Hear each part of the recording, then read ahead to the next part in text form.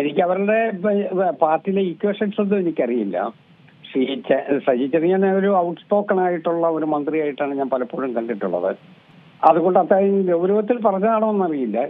പക്ഷെ കേരളത്തിലെ ആരോഗ്യ രംഗത്തെ സംതൃപ്തി ഇല്ല എന്നുള്ളത് പൊതുവെ എല്ലാവർക്കും നല്ല ബോധ്യപ്പെട്ടിട്ടുണ്ട്.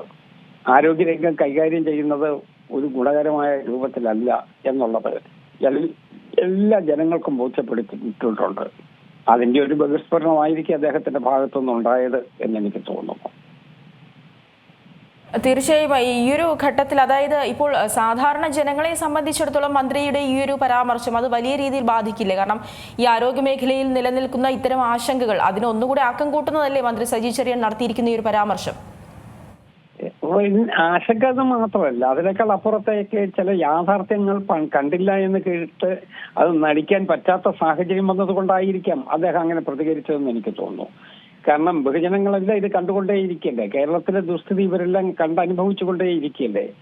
അദ്ദേഹത്തിന് ആ കാര്യത്തിൽ കണ്ണടച്ച് നിൽക്കാനായിട്ട് കഴിയില്ലെന്ന്. അദ്ദേഹം പലപ്പോഴും ഒരു നിഷ്കളങ്കനായ രാഷ്ട്രീയ നേതാവായിട്ടാണ് പെരുമാറ്റത്തിൽ നിന്ന് എനിക്ക് ബോധ്യപ്പെട്ടിട്ടുള്ളത്. അത് തുറന്നു പറയാനൊരു ചങ്കൂറ്റം ചില സന്ദർഭങ്ങളിലൊക്കെ അദ്ദേഹം കാണിച്ചിട്ടുണ്ട്. ഈ കാര്യത്തിൽ അദ്ദേഹം എടുത്ത നിലപാട് അത് തന്നെയായിരിക്കും എന്ന് ഞാൻ കണക്കാക്കുകയാണ്. ഇതിപ്പോൾ ഈ നടക്കുന്ന പ്രതിഷേധങ്ങൾ അത് വീണ്ടും കൂടാനുള്ള സാധ്യതയല്ലേ ഈ സജി ചെറിയാന്റെ പരാമർശം തുറന്നു വെച്ചിരിക്കുന്നത്? പ്രതിഷേധമല്ലോ, സത്യസന്ധമായ ഏറ്റവും പുതിയ വാർത്തകളും വിശേഷങ്ങളും വിരൽ തുമ്പിലറിയാൻ സീ മലയാളം ന്യൂസ് എല്ലാ ഡിജിറ്റൽ പ്ലാറ്റ്ഫോമുകളിലും ലഭ്യം.